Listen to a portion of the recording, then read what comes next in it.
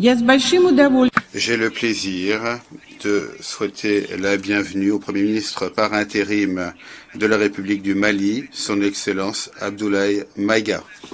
Je l'invite à s'exprimer devant l'Assemblée.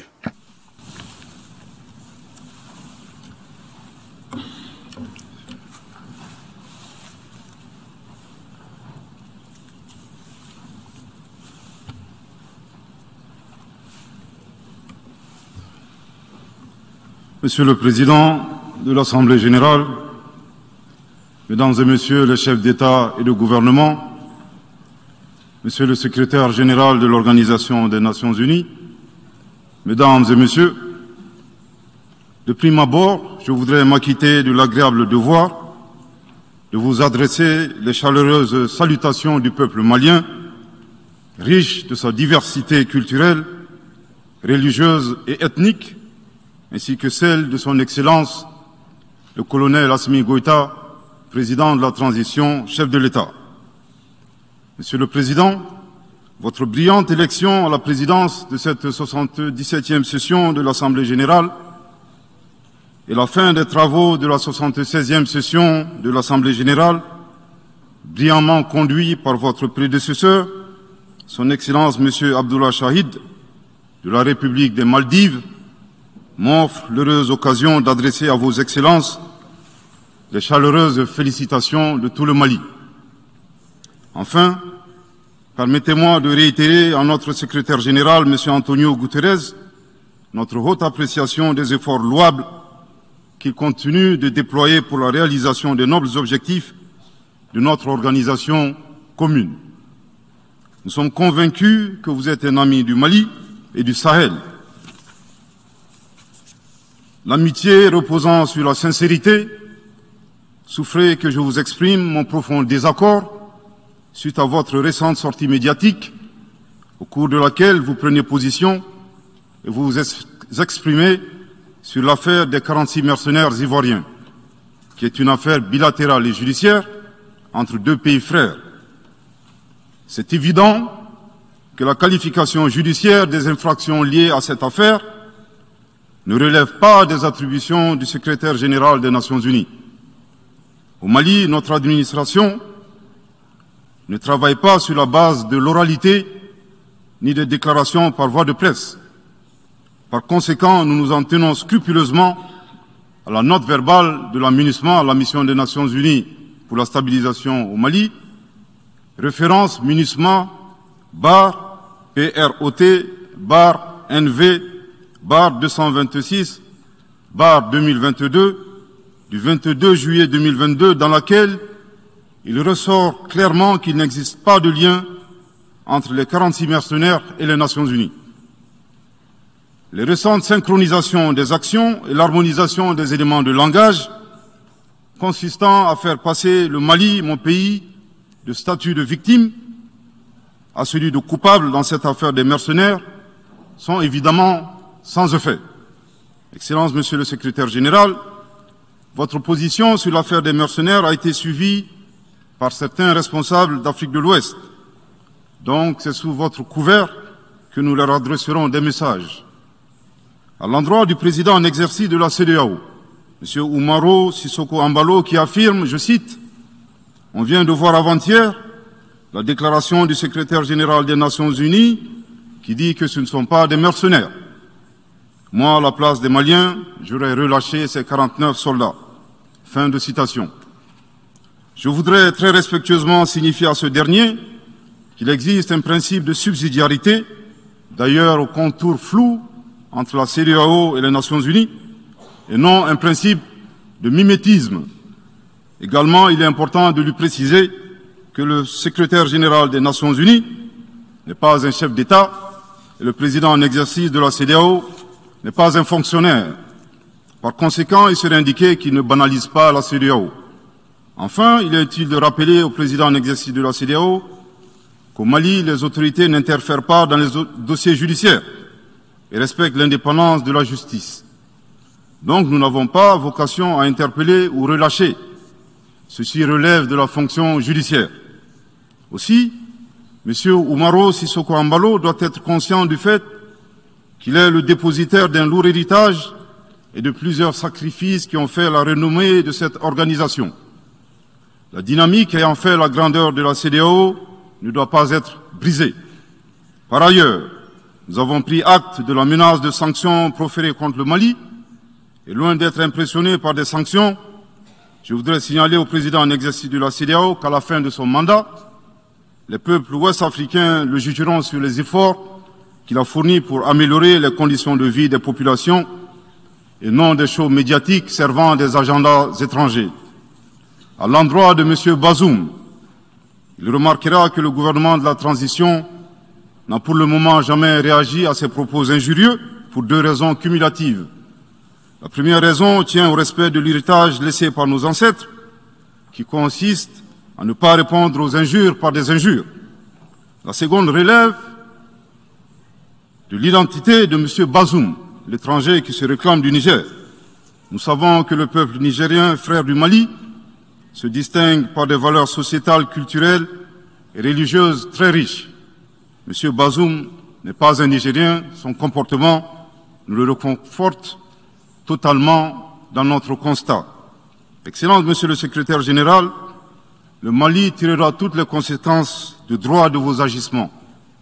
Devant Dieu et en leur âme et conscience, nous demandons à ceux qui refutent notre version d'indiquer s'ils accepteront que les militaires ayant dissimulé leurs identités en mettant sur leur passeport qu'ils sont peintres, maçons, etc., avec des armes débarquent dans leur aéroport sans que le pays de destination n'ait été au préalable informé et dans le dessein funeste de déstabiliser ce pays.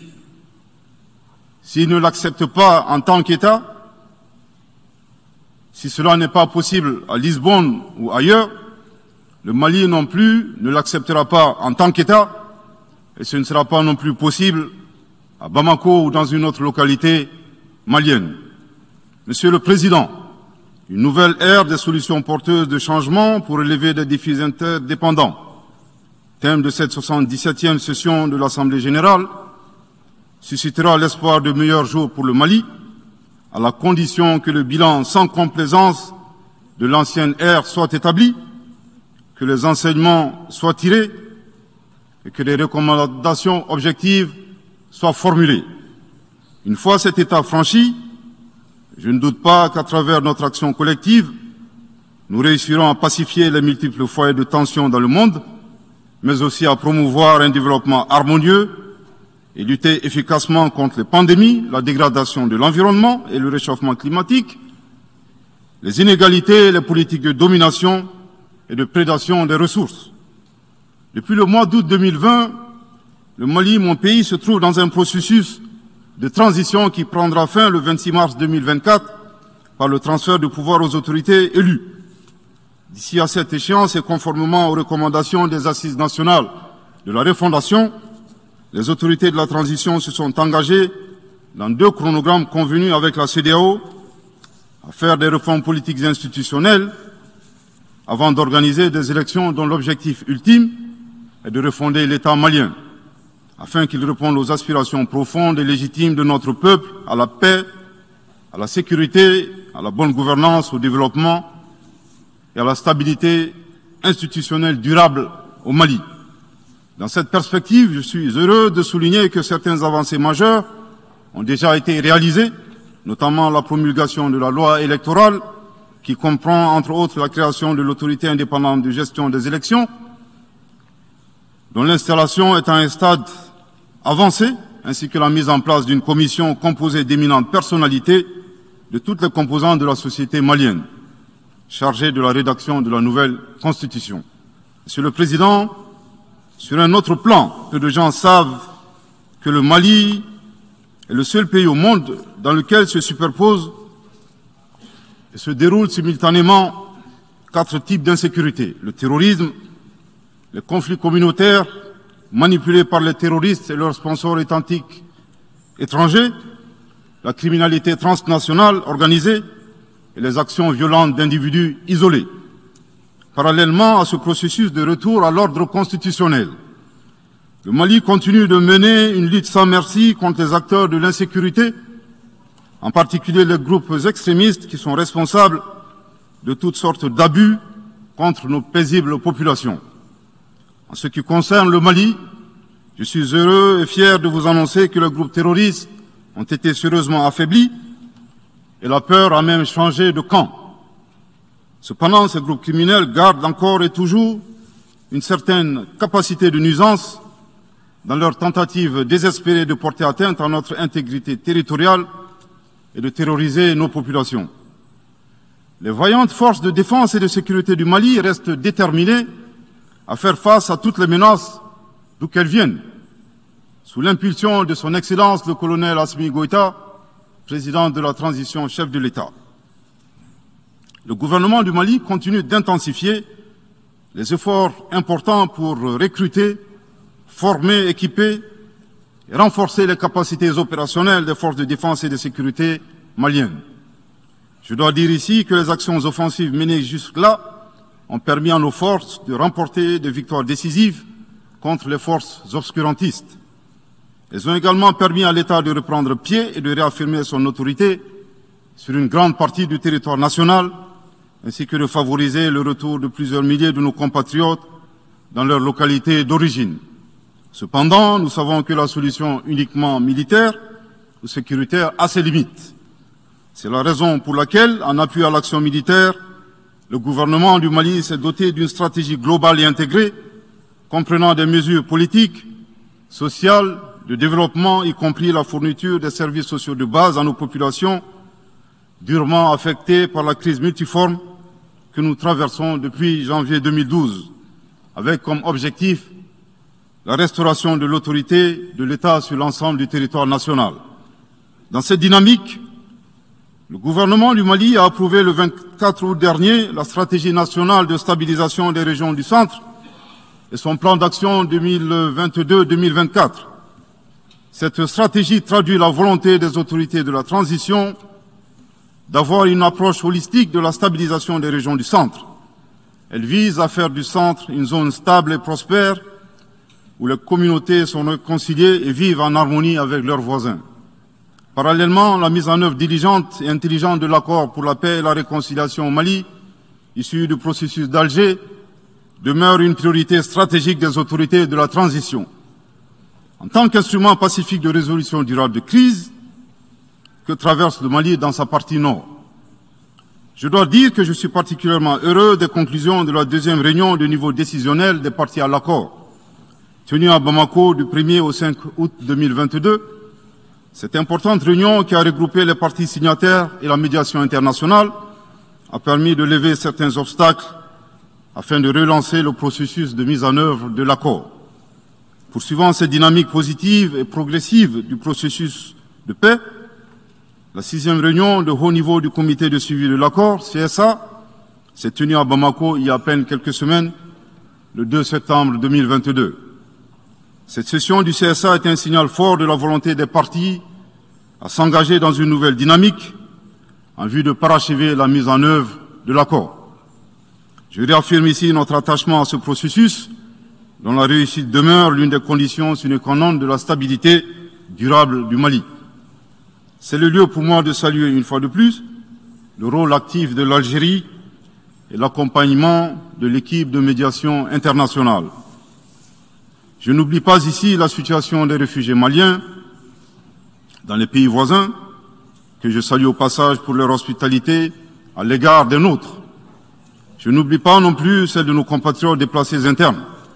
Je veux les rassurer que le gouvernement du Mali reste très attentif à leur situation précaire et que tous nos efforts visent à créer les conditions propices à leur retour dans la sécurité et la dignité en vue de leur participation effective à la vie de la nation.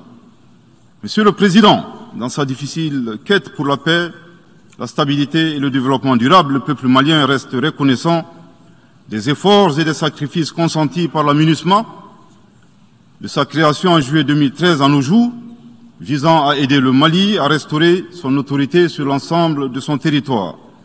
C'est pourquoi je tiens à rendre hommage au nom du peuple et du gouvernement malien à la mémoire de toutes les victimes maliennes comme étrangères, civiles comme militaires, tombées sur le champ d'honneur au Mali. Cela dit, il nous faut reconnaître que près de 10 ans après son établissement, les objectifs pour lesquels l'aménagement a été déployé au Mali ne sont pas atteints, et ce, en dépit des nombreuses résolutions du Conseil de sécurité. C'est pourquoi le gouvernement du Mali réitère sa demande, maintes fois exprimée, d'un changement de paradigme, d'une adaptation de l'aménagement à l'environnement dans lequel elle est déployée et d'une meilleure articulation de cette mission avec les autorités maliennes. Dans cette perspective, il est extrêmement important pour l'aménagement de rester une force d'appui au Mali dans sa quête de stabilité. Le gouvernement du Mali dénonce les influences extérieures négatives et les tentatives d'instrumentalisation de certaines entités légalement présentes au Mali pour servir des agendas cachés, y compris à travers l'exploitation de la question des droits de l'homme aux fins de déstabilisation.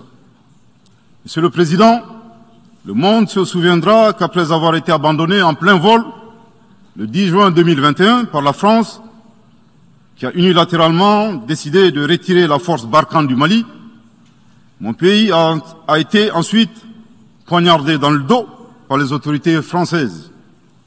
La précision est d'autant plus utile que nous refusons tout amalgame avec le peuple français que nous respectons. Les autorités françaises, profondément anti-françaises, pour avoir régné les valeurs morales universelles et trahi le lourd héritage humaniste des philosophes des Lumières, se sont transformées en une junte au service de l'obscurantisme. Je répète, les autorités françaises, profondément anti-françaises, pour avoir régné les valeurs morales universelles et trahi le lourd héritage humaniste des philosophes des Lumières, se sont transformées en une junte au service de l'obscurantisme. Je répète pour une dernière fois. Les autorités françaises, profondément anti-françaises, pour avoir régné les valeurs morales universelles et trahi le lourd héritage des philosophes des Lumières, se sont transformées en une junte au service de l'obscurantisme. Obscurantisme de la junte française nostalgique de pratiques néocoloniales, condescendantes, paternalistes et revanchardes, qui a commandité et prémédité des sanctions inédites, illégales, illégitimes et inhumaines de la CEDEAO et de l'UEMOA contre le Mali et mon pays. Après plus de 10 ans d'insécurité et en fait des milliers de morts, autant de réfugiés et de déplacés internes, n'est-ce pas un sacrilège de mettre une population malienne victime de l'insécurité dans un pays enclavé sous embargo pendant 7 mois, en procédant à la fermeture des frontières et la saisie des comptes financiers du Mali. Grâce à sa résilience et à la solidarité de pays amis et des peuples africains, le peuple malien a tenu et a déjoué les pronostics de ses adversaires. Obscurantisme de la junte française qui s'est rendue coupable d'instrumentalisation des différences ethniques, en oubliant si vite sa responsabilité dans le génocide contre les Tutsis au Rwanda, coupable également de tenter désespérément de diviser les Maliens, enfants d'une même famille. Enfin, obscurantisme de la junte française qui a violé l'espace aérien malien en y faisant voler des vecteurs aériens tels que des drones, des hélicoptères militaires et des avions de chasse plus d'une 50aine de fois, en apportant des renseignements, des armes et munitions aux groupes terroristes. Afin de se donner une bonne conscience, la junte française accuse le Mali de n'avoir pas été reconnaissant en se gargarisant de la mort regrettable de 59 soldats français au Mali lors de diverses opérations de lutte contre le terrorisme. À cette triste accusation, nous rappelons que dans la majorité des interventions d'officiels maliens et des cérémonies, nous rendons systématiquement un hommage à l'ensemble des victimes de l'insécurité au Mali, sans distinction de nationalité, donc y compris les 59 Français décédés.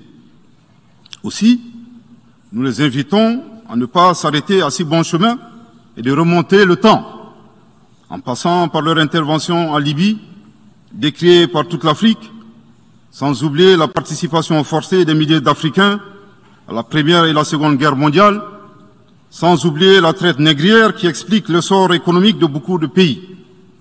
Combien d'Africains sont-ils morts pour la France et le monde libre dans lequel nous vivons? Monsieur le Président, eu égard à la gravité des faits commis par la junte française, le Mali, dans sa lettre en date du 15 août 2022, a demandé la tenue d'une réunion d'urgence du Conseil de sécurité des Nations Unies.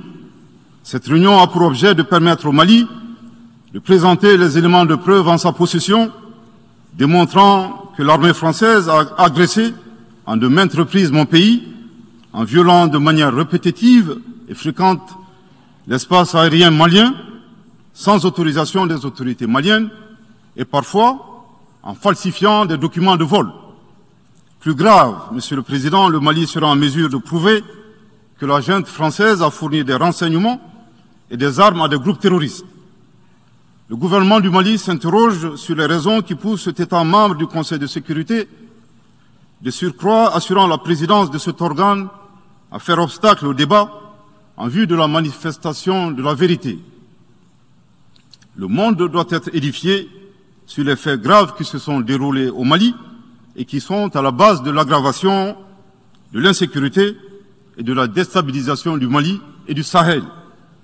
Par la saisine du Conseil de sécurité, le gouvernement du Mali entend mettre cet important organe chargé à titre principal du maintien de la paix et de la sécurité internationale face à ses responsabilités et dénoncer les agissements de la junte française contre mon pays.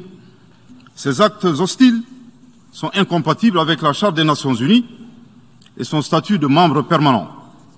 Il y va de la crédibilité de notre mécanisme commun, de l'efficacité de la lutte contre le terrorisme, mais surtout, il y va de l'intégrité de l'Organisation des Nations Unies, qui repose entre autres sur le respect des engagements internationaux, de la légalité internationale et de la Charte des Nations Unies.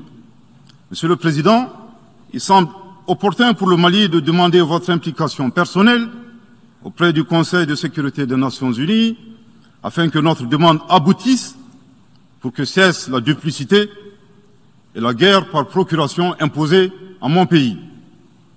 Monsieur le Président, dans la lutte contre le terrorisme et l'extrémisme violent, le gouvernement du Mali est fortement interpellé sur la question des droits de l'homme. Je tiens à souligner que les droits de l'homme constituent avant tout des valeurs qu'incarne chaque Malien. Aussi, le gouvernement du Mali reste déterminé à les respecter et à les faire respecter, conformément à sa politique de tolérance zéro contre l'impunité. Et cela par fidélité à nos valeurs ancestrales inscrites dans la charte de Kouroukanfouga, proclamée en 1236 par l'empereur du Mali, Soundiata Keïta. Le Mali, berceau de grandes civilisations, héritier de grands empires, terre de brassage, d'hospitalité et de tolérance, fait de la promotion et de la défense des droits de l'homme une priorité nationale. C'est pourquoi je réaffirme avec force que les opérations militaires des forces de défense et de sécurité du Mali sont conduites dans le strict respect des droits de l'homme et du droit international humanitaire. Cependant, comme je viens de le souligner, le gouvernement du Mali s'oppose avec véhémence à l'instrumentalisation de la question des droits de l'homme à des fins politiques, de positionnement, voire de chantage ou d'intimidation. De même, nous regrettons la sélectivité observée entre les droits des populations dont des villages entiers sont massacrés et rasés, qui ne suscitent presque pas d'indignation particulière, et la manipulation communicationnelle faisant passer des terroristes neutralisés sur le champ de bataille pour des civils innocents. Monsieur le Président, pour terminer, je dirais que le peuple malien a décidé de prendre son destin en main. Il soutient pleinement le gouvernement dans la refondation du Mali, ainsi que le retour à un ordre constitutionnel apaisé et sécurisé en mars 2024, à l'issue d'élections libres, transparentes et crédibles. La réalisation de ces vastes chantiers exige du gouvernement de poursuivre et d'intensifier les efforts en vue de l'amélioration continue de la situation sécuritaire dans le pays et de la protection des personnes et de leurs biens. À cet égard, je me réjouis de la tenue à Lomé, le 6 septembre dernier, de la 3e réunion du groupe de suivi et de soutien à la transition. Les conclusions de cette importante rencontre, notamment la reconnaissance des progrès réalisés par la transition et les appels lancés en faveur de la mobilisation de tous les partenaires du Mali pour consolider leur appui politique, économique, technique et financier à la République du Mali, ainsi que pour soutenir les efforts des autorités de la transition du Mali en vue d'un retour harmonieux à l'ordre constitutionnel. Je voudrais rappeler que la transition au Mali résulte de plusieurs années de dysfonctionnement de notre jeune démocratie qui a engrangé quelques résultats positifs. Malheureusement, à l'heure du bilan, les passifs sont plus importants que les actifs, d'où la survenance de la transition. Je saisis cette opportunité qui m'est offerte pour remercier chaleureusement notre respecté aîné, son Excellence le Président Alassane Dramane Ouattara, pour les sages et éclairés conseils qu'il nous a prodigués dans son allocution mémorable à cette 77e session de l'Assemblée générale des Nations unies. Je voudrais le rassurer que les autorités de la transition malienne n'ont d'autres objectifs que de faire les réformes politiques et institutionnelles avant d'organiser des élections, tout en luttant obstinément contre le terrorisme. Ces réformes permettront d'améliorer la gouvernance et toutes les dispositions seront prises pour que la démocratie malienne soit la plus enviée au monde. Dans ce chantier, nous prêterons une attention particulière au troisième mandat, qui ne sera pas possible. Le troisième mandat pour un public moins averti consiste pour un président de la République d'effectuer une manœuvre en 4 temps, en vue de conserver le pouvoir pour lui seul et son clan. Premier temps, presque en fin de second mandat, donc en principe non rééligible, il s'agit pour le président de la République sortant de déclencher une révision constitutionnelle de manière non consensuelle. Deuxième temps, au cours de cette révision constitutionnelle, le président de la République sortant modifiera quelques dispositions constitutionnelles. Troisième temps, une fois la nouvelle constitution adoptée, sur fond de crise politique naturellement, le président sortant devient candidat en violation de la limitation du nombre de mandats à 2. Sa candidature est alors justifiée par l'adoption de la nouvelle constitution et le prétexte est tout trouvé. La limitation du nombre de mandats à 2 concernait l'ancienne constitution. Par conséquent, il est candidat au regard de la nouvelle constitution adoptée. Quatrième temps, une farce électorale est organisée. Forcément, il remporte les élections et s'ensuit une chasse impitoyable aux opposants politiques, dont certains sont arrêtés, d'autres s'exilent et d'autres assassinés. Les allégeances sont obtenues grâce au pouvoir de l'argent, le clientélisme et les intimidations. Dans un langage plus simplifié et en référence à une métaphore footballistique, le troisième mandat est une magie. C'est l'art de se dribbler soi-même tout en gardant le ballon.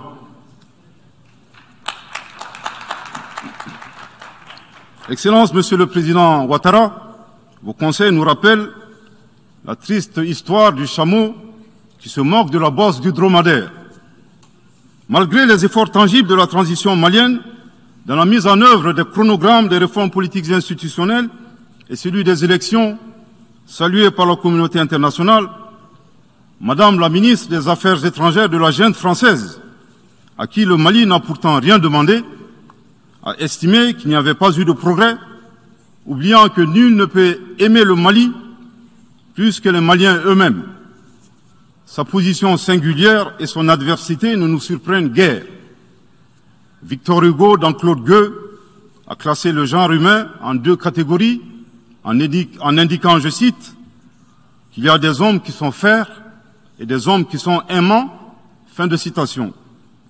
Madame le ministre, dont il s'agit malheureusement, n'est ni fer, ni aimant, elle est hideusement sui generis.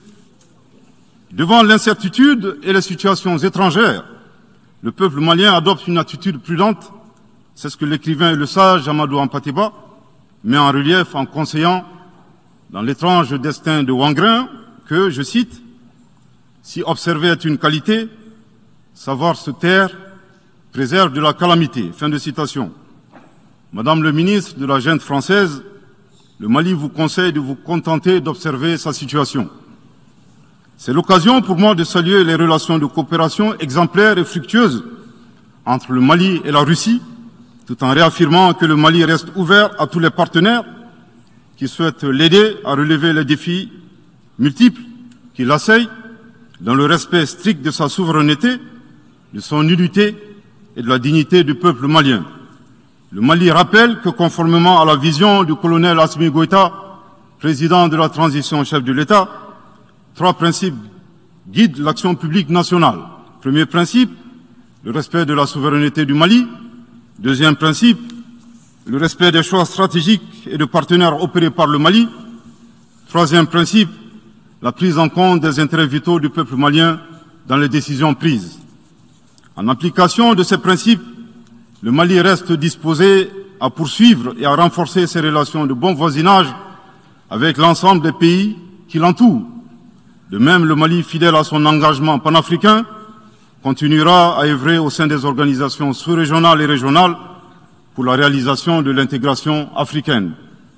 Également, l'atteinte des objectifs de la transition requiert l'accompagnement de l'ensemble des partenaires du Mali, y compris les Nations Unies.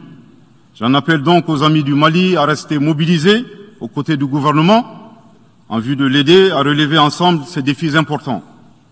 Pour la grande majorité des États du monde, convaincus par le respect mutuel et le partenariat gagnant-gagnant, je leur garantis que les portes du Mali leur sont grandement ouvertes et les Maliens les accueilleront les bras ouverts. Pour la minorité qui serait tentée de ne pas respecter ces principes, nous leur promettons qu'ils feront face à des millions de Assimi Goïta, soucieux de défendre leur honneur, leur dignité et leurs intérêts vitaux. Je terminerai en donnant 2 conseils aux nostalgiques de la domination. Ayez le sens de l'empathie en traitant les autres comme vous voudrez être traités ou en ne faisant pas aux autres ce que vous ne voudrez pas qu'on vous fasse. Le second conseil, revoyez vos copies, revoyez vos modèles, revoyez vos logiciels pour intégrer le changement de mentalité et l'évolution du monde dans vos grilles de lecture et d'analyse. Sortez du passé colonial et entendez la colère, la frustration, le rejet qui remonte des villes et campagnes africaines, des populations africaines, et comprenez que ce mouvement est inexorable. Grâce au principe de la multiplication fractale, vos intimidations et vos actions subversives n'ont fait que grossir le rang des Africains soucieux de préserver leur dignité. S'il n'était qu'une centaine aux indépendances, aujourd'hui nous sommes des millions, et demain, tant que les paradigmes inégalitaires demeureront, nous serons des milliards. Le Mali et son peuple ne seront pas des spectateurs face aux assauts et l'adversité. Pour chaque mot employé de travers, nous réagirons par réciprocité. Pour chaque balle tirée contre nous, nous réagirons par réciprocité. C'est à ce prix qu'une nouvelle ère sera une réalité avec des solutions porteuses de changement pour relever des défis interdépendants, avec des États interdépendants et en valorisant l'homme sans distinction aucune, notamment de race, de couleur, de sexe, de langue, de religion, d'opinion politique ou de toute autre opinion, d'origine nationale ou sociale, de propriété, de naissance ou de toute autre situation telle que stipulée à l'article 2 de la Déclaration universelle des droits de l'homme. Que Dieu bénisse le Mali et préserve les Maliens des forces obscurantistes et destructrices du monde. Que Dieu bénisse l'Afrique et préserve les Africains des forces obscurantistes et destructrices du monde. Que Dieu bénisse le monde et préserve l'humanité entière des forces obscurantistes et destructrices du monde. Je vous remercie de votre très aimable attention.